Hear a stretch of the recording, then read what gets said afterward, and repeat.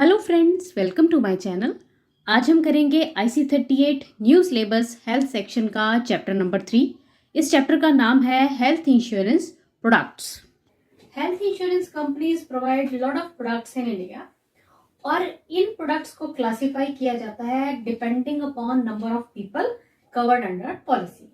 और ब्रॉडली ये 3 तरह की कैटेगरी में आ जाती है: personal policy, family floater policy और ग्रुप हेल्थ इंश्योरेंस पॉलिसी।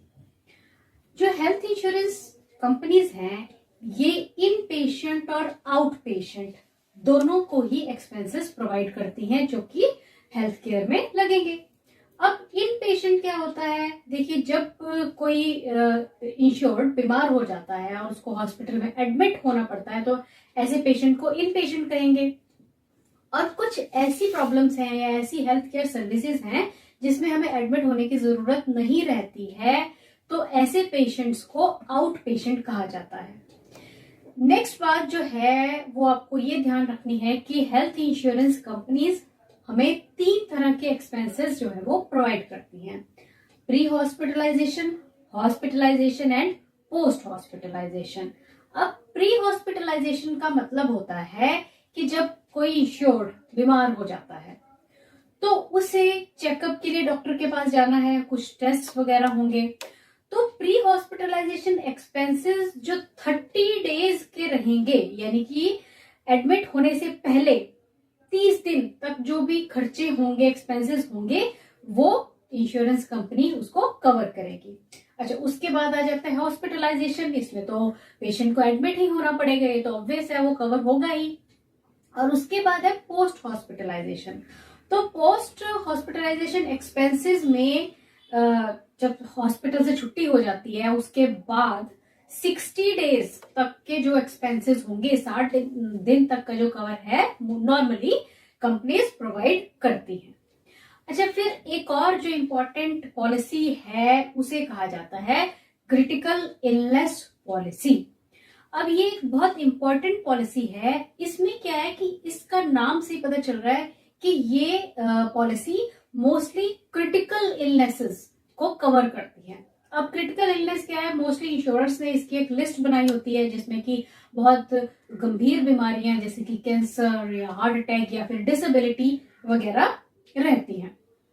अब क्रिटिकल इलनेस पॉलिसी का जो फीचर है वो ये है कि अगर सपोज कोई व्यक्ति जो है, इंश्योर्ड पर्सन जो है, वो बीमार हो जाता है और उसको बहुत गंभीर बीमारी हो जाती है तो फाइनेंशियली वैसे बहुत लॉसेज में चला जाता है, तो क्रिटिकल इलनेस पॉलिसी जो है उसे lump sum amount of sum money भी प्रोवाइड कर देती है। और इंडिया में critical illness policy generally life insurance policy के साथ एज राइडर सेल की जाती है। अब नेक्स्ट जो बात है वो है आउट पेशेंट की। अब देखिए कि जैसे हमने अभी इन पेशेंट की बात की थी, जो हॉस्पिटल में एडमिट हो गया वो तो इन पेशेंट हो गया। अब आउट पेशेंट के जो एक्सपेंसेस हैं वो कैसे एक्सपेंसेस आ जाते हैं, जैसे डेंटल केयर हो गई या फिर विजन चेकअप हो गया या फिर आप कह सकते हैं कि रूटीन मेडिकल चेकअप वगैरह है, ये सभी आउट पेशेंट जो है वो एक्सपेंसेस में कवर हो जाएंगे।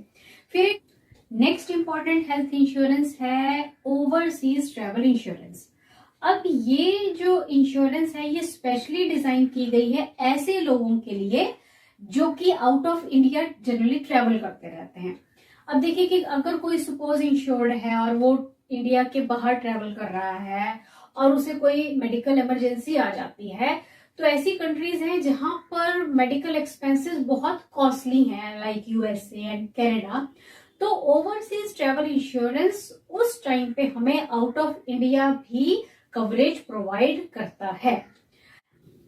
Let's start with the self-examination questions. Question number 1. Though the duration of cover for pre-hospitalization expenses would vary from insurer to insurer and is defined in the policy, the most common cover is for dash pre-hospitalization. अब इस question में पूछा गया है कि वैसे तो pre hospitalisation के जो खर्चे रहते हैं वो इंश्योरर टू इंश्योरर वेरी करते हैं, पर मोस्ट कॉमन प्री हॉस्पिटलाइजेशन के जो एक्सपेंसेस हैं वो कितने दिन कवर करता है, तो देखिए हमने अभी इसको डिस्कस किया, ये होता है 30 डेज। और इसी क्वेश्चन में अगर आपसे पोस्ट हॉस्पिटलाइजेशन पूछा जाता तो उसका आंसर होता 60 डेज। अब आपको ये याद रखना है, पर यहाँ पे प्री हॉस्पिटलाइजेशन पूछा गया है, तो इसका जो सही आंसर है वो है ऑप्शन नंबर 2 यानी कि 30 days. Now the next question is which of the below statement is correct with regard to hospitalization expenses policy. अब हॉस्पिटलाइजेशन एक्सपेंसेस से रिगार्डिंग नीचे दी गई ऑप्शन में से आपसे करेक्ट ऑप्शन पूछी गई है। सबसे पहली ऑप्शन है only hospitalization expenses are covered, जो कि गलत है। सेकेंड ऑप्शन है hospitalization as well as pre and post hospitalization expenses are covered, बिल्कुल सही ऑप्शन है। थर्ड भी पढ़ लेते हैं। थर्ड ऑप्शन में कहा गया है कि hospitalization as well as pre and post hospitalization expenses are covered and lump sum amount is paid to the family member in the event of death of insurer. तो ये बिल्कुल गलत है, क्योंकि इसमें कहा गया है कि प्री और पोस्ट और हॉस्पिटलाइजेशन एक्सपेंसेस तो मिलेंगे ही, पर अगर किसी मेंबर की डेथ हो जाती है तो भी लंप सम अमाउंट मिलेगा, जो कि नहीं होगा। और ऑप्शन फोर्थ में कहा गया है कि hospitalization expenses are covered from first year and pre and post hospitalization expenses are covered from the second year if the first year is claim free।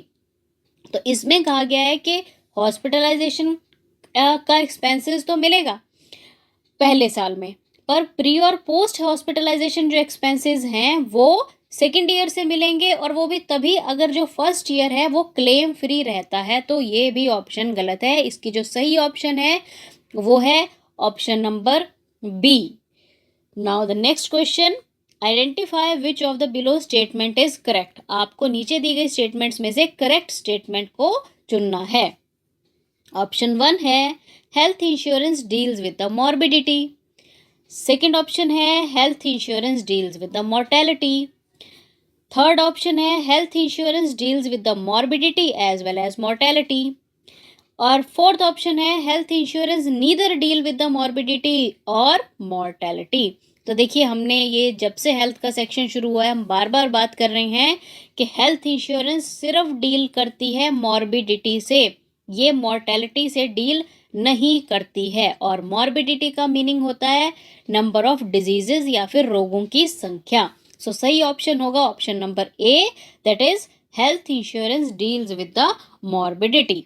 Now the next question is identify the correct full form of PPN with regard to hospitals in the health insurance। अब इस question में PPN की full form पूछी गई है health insurance के case में। अब देखिए PPN की फुल फॉर्म होती है प्रेफर्ड प्रोवाइडर नेटवर्क। सो सही आंसर तो है इसका बी, पर इसका मतलब क्या होता है मैं एक बार फिर से आपको समझा देती हूँ। ये एक हॉस्पिटल्स की लिस्ट है जो कि इंश्योरर के द्वारा बनाई जाती है, जहां पर इंश्योर्ड जाकर अपना ट्रीटमेंट करवा सकता है। सो पीपीएन का जो सही आंसर है या सही फुल फॉर्म है वो है preferred provider network, option number B. Now the next question is identify which of the below statement is incorrect. आपको नीचे दी गई स्टेटमेंट में से गलत स्टेटमेंट जो है वो चुननी है। So let's check them. First option है an employer can take group policy for his employees. तो ये तो बिल्कुल सही है, एम्प्लॉयर जो है वो अपने एम्प्लॉयज के लिए ग्रुप पॉलिसी जो है वो ले सकता है। सेकेंड ऑप्शन है a bank can take group policy for his customers. So bank भी अपने कस्टमर्स की ग्रुप पॉलिसी ले सकता है। थर्ड ऑप्शन है shopkeeper can take group policy for its customers, के एक शॉपकीपर जो है वो अपने कस्टमर्स की ग्रुप पॉलिसी ले सकता है। और डी ऑप्शन में कहा गया है कि group policy taken by employer for his employees can be extended to include the family members of the employees. कि एक एम्प्लॉयर अपने एम्प्लॉयज की ग्रुप पॉलिसी लेता है और उसमें वो उन एम्प्लॉयज के फैमिली मेंबर्स को भी कवर कर लेता है, जो कि बिल्कुल सही है, ऐसा हो सकता है। तो इसका जो इनकरेक्ट वाली ऑप्शन है या जिसको हम इस क्वेश्चन का सही आंसर कहेंगे वो है ऑप्शन नंबर सी। और वो इसलिए क्योंकि जो बाकी सभी ग्रुप्स हैं दे आर रजिस्टर्ड इन सम वे और रिकॉग्नाइज्ड इन सम वे, ठीक है, दे आर अप्रूव्ड ग्रुप्स। पर जो शॉपकीपर के कस्टमर्स हैं वो कहीं पर रजिस्टर्ड नहीं है, क्योंकि हम कभी किसी शॉप से शॉपिंग करते हैं, कभी किसी से करते हैं। तो जो शॉपकीपर एक ग्रुप पॉलिसी अपने कस्टमर्स के लिए लेगा, ये सही ऑप्शन में नहीं आएगा। सो सही आंसर जो है वो है ऑप्शन नंबर सी।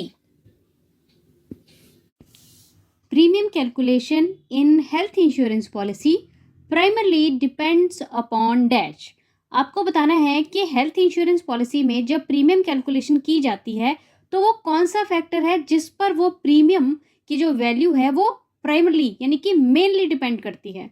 तो ऑप्शंस दी गई हैं एज, हेल्थ कंडीशंस, अफोर्डेबिलिटी और लास्ट ऑप्शन कह रही है ऑल ऑफ अबव। तो देखिए, वैसे तो हेल्थ कंडीशन और अफोर्डेबिलिटी भी कंसीडर किए जाते हैं, पर क्योंकि इस क्वेश्चन में ना प्राइमरली वर्ड ऐड किया हुआ है, तो प्रीमियम कैलकुलेशन जब की जाएगी हेल्थ इंश्योरेंस पॉलिसी में तो एज रहेगा वो सबसे पहला फैक्टर जिसको कि कंसीडर किया जाता है। तो इसलिए इस क्वेश्चन का जो राइट आंसर आएगा वो है option A, as. Next question में पूछा गया है कि डोमिसाइलरी हॉस्पिटलाइजेशन मीन्स। आपको बताना है कि डोमिसाइलरी हॉस्पिटलाइजेशन का मतलब क्या होता है। तो ऑप्शंस दी गई हैं treatment taken as out patient in the hospital, treatment taken as in patient in the hospital, treatment taken both as out patient and in patient, और लास्ट ऑप्शन कह रही है treatment taken at home as patient couldn't move to hospital. तो देखिए, जो डोमिसाइलरी hospitalisation का मतलब होता है ना, वो होता है कि ट्रीटमेंट जो है वो मरीज को घर पर दिया गया है, क्योंकि उस मरीज को हॉस्पिटल में नहीं ले जाया जा सकता। तो इसलिए इस क्वेश्चन का राइट आंसर आएगा ऑप्शन डी।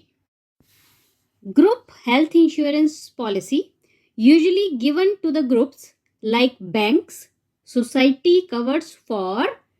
तो देखिए, अब इस क्वेश्चन में पूछा गया है कि जो ग्रुप हेल्थ इंश्योरेंस पॉलिसी रहती है ना, उसमें जो ग्रुप्स रहेंगे जिनको की पॉलिसी दी जाएगी, वो ग्रुप्स हो सकते हैं बैंक्स या फिर कोई सोसाइटीज, तो उनमें किन किन चीज़ों को कवर मिलेगा, मीन किन लोगों को आई मीन टू से कवर मिलेगा। तो ऑप्शंस दी गई हैं employees, deposit holders, registered members, और लास्ट ऑप्शन कह रही है ऑल ऑफ अबव। तो देखिए, जैसे अब ग्रुप में इन्होंने बात की थी बैंक्स की, तो बैंक में जो ग्रुप आएगा ना, उसमें एम्प्लॉयज़ भी हो जाएंगे, जो वहाँ पर अपना पैसा जमा करते हैं वो लोग भी हो जाएंगे, और जो रजिस्टर्ड मेंबर्स हैं वो भी कवर हो सकते हैं अगर कोई बैंक जो है वो ग्रुप हेल्थ इंश्योरेंस अपने कस्टमर्स और एम्प्लॉयज़ को देना चाहता है। तो इसलिए इस क्वेश्चन का जो राइट आंसर है वो है option D, means all of above. Now the next question is health insurance agrees to pay hospitalisation expenses to the extent of. देखिए, इस क्वेश्चन में ये पूछा गया है कि जो हेल्थ इंश्योरेंस है ना, ये जो प्री हॉस्पिटलाइजेशन एक्सपेंसेस प्रोवाइड करता है, तो वो किस लेवल तक प्रोवाइड किए जाएंगे। तो ऑप्शंस दी गई हैं agreed, sum insured, market value, reinstatement value और नन ऑफ अबव। तो देखिए, हेल्थ इंश्योरेंस अगर हॉस्पिटलाइजेशन एक्सपेंसेस देने के लिए जो अग्री करती है ना, वो डिपेंड करता है सम इंश्योर्ड वैल्यू पे। इसलिए इस क्वेश्चन का जो राइट आंसर आएगा वो है option A. Now next question is health insurance covers for expenses incurred apart from room and nursing charges. तो देखिए, इसमें कहा गया है कि हेल्थ इंश्योरेंस जो खर्चे कवर करती है जिसमें रूम और नर्सिंग चार्जेस को अगर हम अलग करते हैं तो कौन कौन से खर्चे आएंगे। तो ऑप्शंस दी गई हैं operation theatre charges, doctors, anaesthetist, physicians fees, medicine and diagnostic test और ऑल ऑफ अबव। तो देखिए, इसमें सारे ही ये खर्चे आ जाएंगे, तीनों ही ए, बी और सी ऑप्शंस आ जाएंगी। इसलिए लास्ट ऑप्शन जो है हमारा आंसर होगा option D, means all of above. अब जो अगला क्वेश्चन है ना, इसमें पूछा गया है कि pre and post hospitalization means coverage for the treatment when hospitalized for. अब देखिए, आपको बताना है कि जो प्री और पोस्ट हॉस्पिटलाइजेशन कवरेज होती है ना, वो कितने कितने दिनों की होगी। तो ऑप्शंस दी गई हैं prior to admission 30 days, post hospitalization 60 days, prior to admission 45 days and post hospitalization 45 days. तो देखिए, जैसे कि हमने अभी पीछे बात की थी डिस्क्रिप्शन के टाइम पे कि pre hospitalization 30 days generally mostly cover किए जाते हैं और पोस्ट हॉस्पिटलाइजेशन में 60 दिन जो है आमतौर पर कवर किए जाते हैं। तो इसलिए इस क्वेश्चन का जो राइट आंसर आएगा ना वो ए और बी दोनों ही हो जाएंगे। मीन्स इसमें दोनों आंसर आ जाएंगे, ए और बी दोनों ही राइट ऑप्शंस आ जाएंगी। चलिए अब है next question, what is special feature of family floater policy. आपको बताना है कि एक फैमिली फ्लोटर पॉलिसी का स्पेशल फीचर क्या होगा। तो ऑप्शंस दी गई हैं, total sum insured floats amongst the family members, husband wife children parents and parents in laws can be covered. C option कह रही है बोथ करेक्ट है और डी कह रही है कि सारे ही गलत हैं। तो देखिए जब हम family floater health insurance policy की बात करते हैं ना तो उसमें दोनों ही पॉइंट आ जाएंगे, ऑप्शन ए और बी भी, क्योंकि देखिए जो सम अश्योर्ड है उसमें क्या होता है कि जो फैमिली मेंबर्स हैं वो उसमें फ्लोट करता है और एक फैमिली फ्लोटर पॉलिसी में हस्बैंड वाइफ बच्चे पेरेंट्स और पेरेंट्स इन लॉज इन सभी को कवर किया जा सकता है। तो इसलिए इस क्वेश्चन का राइट आंसर है ऑप्शन सी। चलिए अब नेक्स्ट क्वेश्चन में पूछा गया है, the grace period for renewal beyond expiry date of health insurance policy is. अब आपको बताना है कि हेल्थ इंश्योरेंस पॉलिसी में ग्रेस पीरियड कितने दिन का रहता है। तो देखिए जैसे हम लाइफ इंश्योरेंस पॉलिसीज में करके आए हैं कि जो ग्रेस पीरियड है वो 30 दिन का रहता है, तो वही सेम आपने याद रखना है कि इसमें भी ग्रेस पीरियड होगा 30 दिन का। तो चलिए ऑप्शंस में से ढूंढिए कि सही ऑप्शन कौन सी है। बिल्कुल सही, ऑप्शन सी जो है ये राइट आंसर आ जाएगा। और नेक्स्ट जो क्वेश्चन है इसमें पूछा गया है, as per IRDAI regulations on the health insurance which is true.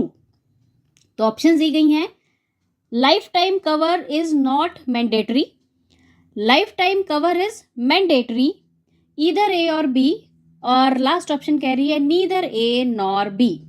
तो देखिए अगर हम IRDAI रेगुलेशंस की बात करें हेल्थ इंश्योरेंस को लेकर, तो IRDAI रेगुलेशंस के हिसाब से जो हेल्थ इंश्योरेंस का कवर है वो लाइफ टाइम के लिए मैंडेटरी है। मीन्स पूरे जीवन के लिए हमें हेल्थ इंश्योरेंस की ज़रूरत रहती है, ज़रूरी हमें करवानी चाहिए, और इसलिए ऑप्शन बी जो है वो राइट आंसर आ जाएगा इस क्वेश्चन का। और लास्ट में आप लोगों के लिए एक बोनस क्वेश्चन है। तो क्वेश्चन है, health insurance cover usually pre hospitalization treatment, post hospitalization treatment, hospitalization treatment, और लास्ट ऑप्शन कह रही है ऑल ऑफ अबव। तो इसका आंसर जल्दी से मुझे कमेंट करके बताइए। Thanks for watching the video and best of luck.